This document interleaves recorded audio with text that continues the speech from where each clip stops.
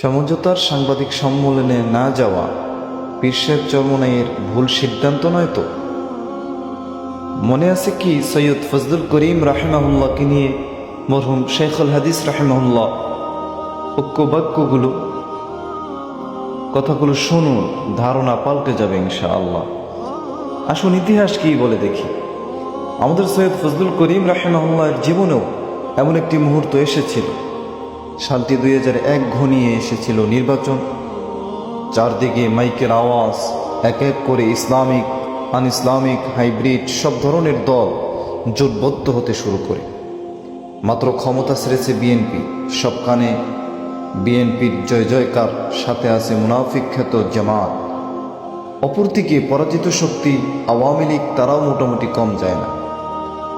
মাঝখানে ছিল 9 বছরের ক্ষমতাসীন দল এরশাদের জাতীয় পার্টি। এই 3 দলকে নিয়েই মূল খেলা।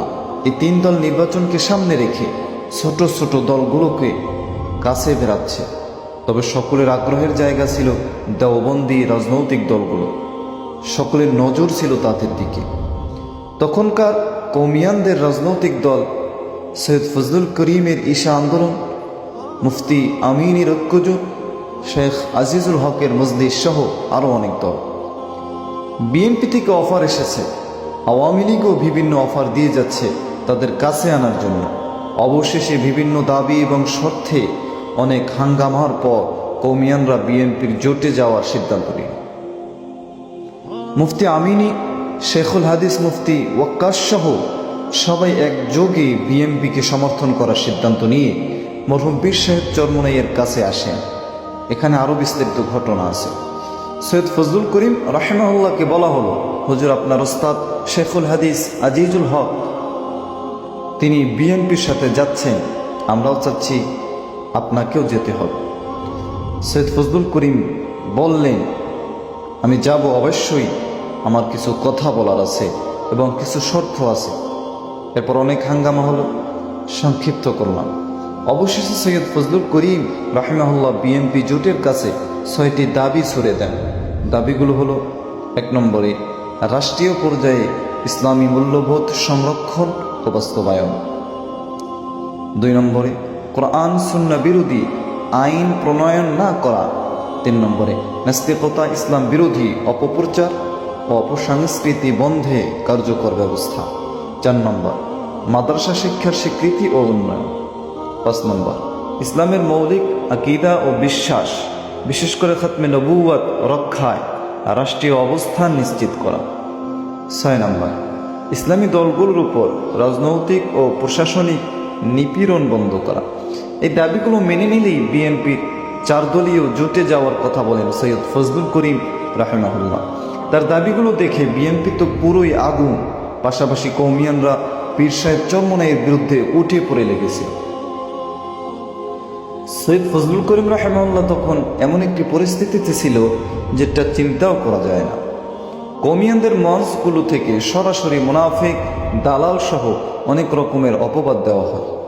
কিন্তু সৈয়দ ফজলুল করিম তার সিদ্ধান্তে অটল। তিনি বলেন, রাজনীতি করি আল্লাহর জন্য, জোটও করব আল্লাহর জন্য। কে কি বলল সেটা দেখার সময় কই।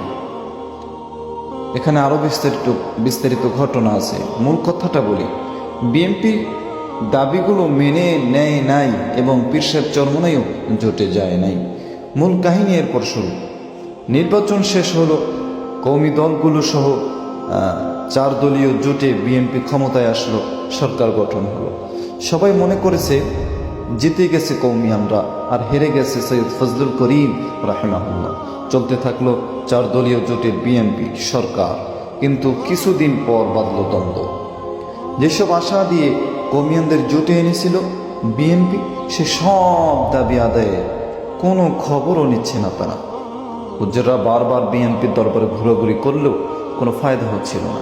বারবার খালি হাতে ফেরত দিচ্ছিল প্রধানমন্ত্রী খালেদা, আর সব সুবিধা নিচ্ছিল জামাত।